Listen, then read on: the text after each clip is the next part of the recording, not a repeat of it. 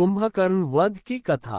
लंकेश रावण के आज्ञानुसार उसके 4 पुत्र त्रिशिरा, अतिकाय, देवांतक तथा नरांतक अपने 2 चाचाओं महोदर एवं महापार्श्व के साथ युद्ध करने के लिए चले। उनके पीछे हाथियों, घुड़सवारों, रथों की एवं पैदल सेना थी।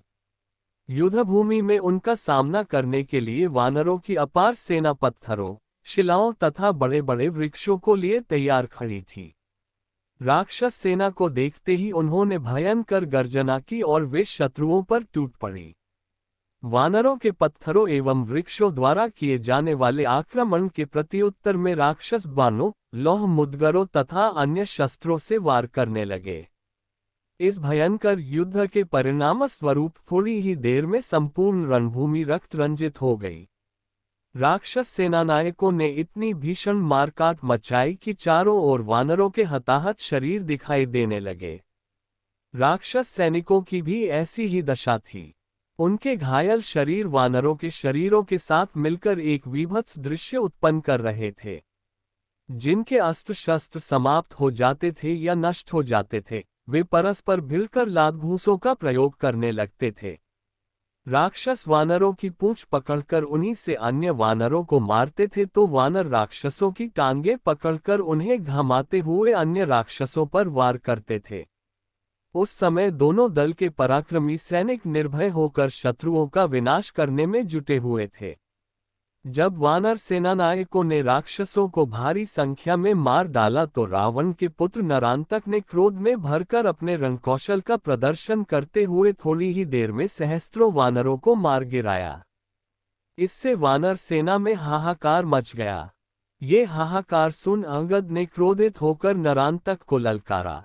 अंगद की ललकार सुनकर नरांतक ने गरजते हुए उसके वक्ष पर प्रास का वार किया, किंतु अंगद ने फुर्ती से प्रास को तोड़कर नरांतक के रथ पर ऐसी लात जमाई कि उसका रथ पृथ्वी पर लुढ़क गया और उसके चारों घोड़े गिरकर मर गए।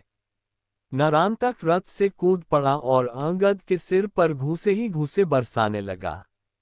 तब अंगद ने भी बड़े जोर से उसकी छाती में घूंसा मारा, जिससे उसकी आंखों की पुतलियां फिर गईं। वह रक्त वमन करता हुआ पृथ्वी पर ऐसा गिरा कि फिर वह कभी जीवित नहीं उठ सका। नरांतक के मरते ही वानर सेना ने हर्षनाद किया। नरांतक के वध होते ही हाथी पर सवार रावण का भाई महोदर अंगद की ओर बढ़ा। भाई की मृत्यु का प्रतिशोध लेने के लिए देवांतक और त्रिशिरा भी अपने अपने रथ दौड़ाते हुए अंगद को मारने के लिए झपटे। तीनों महारथी एक साथ अंगद पर बाण छोड़ने लगे। तीनों के आक्रमणों का मुकाबला करते हुए अंगद ने सबसे पहले महोदर के हाथी को एक ऐसी लात जमाई कि वह गंभीर गर्जना करता हुआ मैदान से भाग निकला। अंगद ने भागते हुए हाथी के दांत उखाड़कर उनसे ही शत्रु का संहार करना आरंभ कर दिया। जब हनुमान ने अंगद को 3 महारथियों से घिरा देखा तो उन्होंने लपककर देवांतक की छाती में इतने जोर का मुक्का मारा कि वह वहीं तड़पकर ठंडा हो गया। अपनी आंखों के सामने देवांतक को इस प्रकार मरते देखकर त्रिशिरा और महोदर के नेत्रों से ज्वाला फूटने लगी।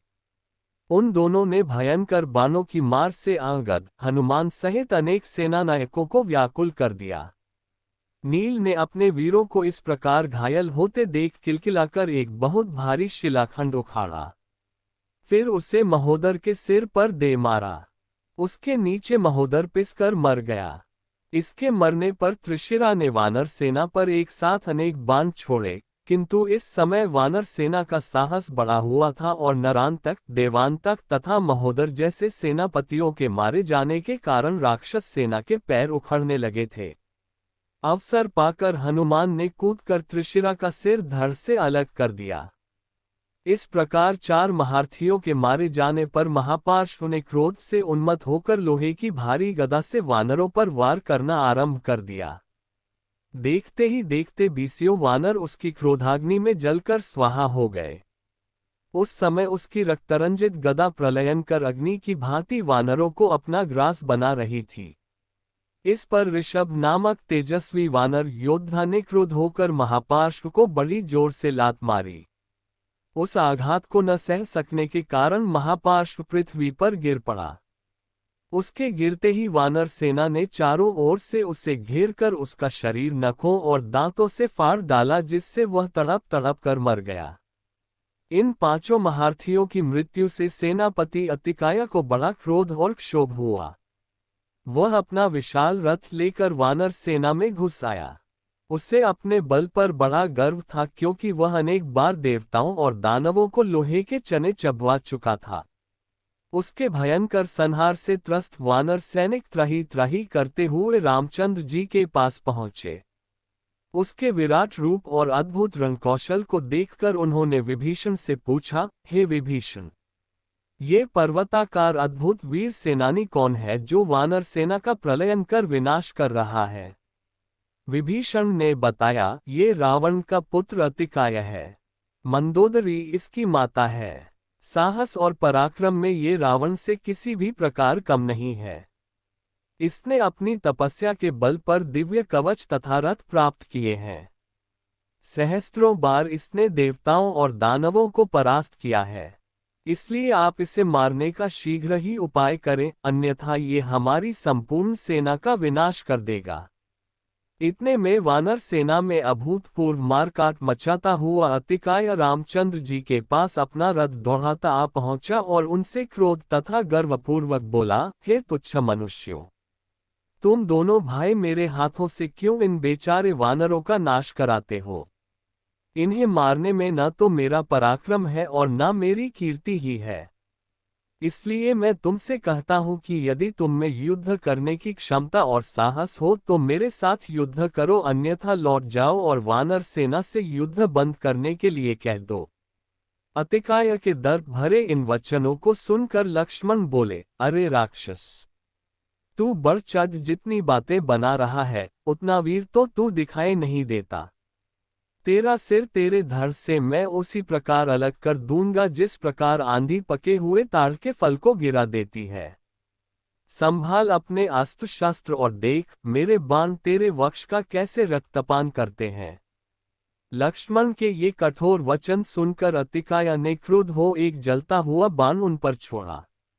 लक्ष्मण ने उस सर्पाकार बाण को अपने अर्धचंद्राकार बाण से काटकर दूसरा अग्निबाण उसके मस्तक को लक्ष्य करके छोड़ा, जो सीधा उसके मस्तक में घुस गया, जिससे रक्त का फव्वारा छूट निकला। एक बार तो वह थर्रा गया, किंतु शीघ्र ही संभल कर वह फिर आक्रमण करने लगा। दोनों ही वीर अपनी अपनी रक्षा करते हुए अद्भुत रणकौशल का परिचय देने लगे। अतिकाय बार बार सिंह गर्जना करके लक्ष्मण को आतंकित करना चाहता था, किंतु इस गर्जना का उन पर उल्टा ही प्रभाव पड़ रहा था। जितना ही वह अधिक जोर से गरजता, उतने ही अधिक कौशल और स्फूर्ति से लक्ष्मण बाणों की वर्षा करते।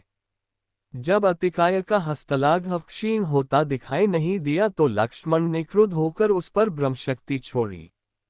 अतिकाय ने उसे प्रत्याक्रमण करके रोकने का निष्फल प्रयास किया। उस ब्रह्मशक्ति ने अतिकाय का सिर काटकर उड़ा दिया। उसके मरते ही राक्षस सेना निराश होकर मैदान छोड़ गई। इसी भगवान की वीडियो देखने के लिए सब्सक्राइब करें चैनल को और बेल आइकॉन दबाएं।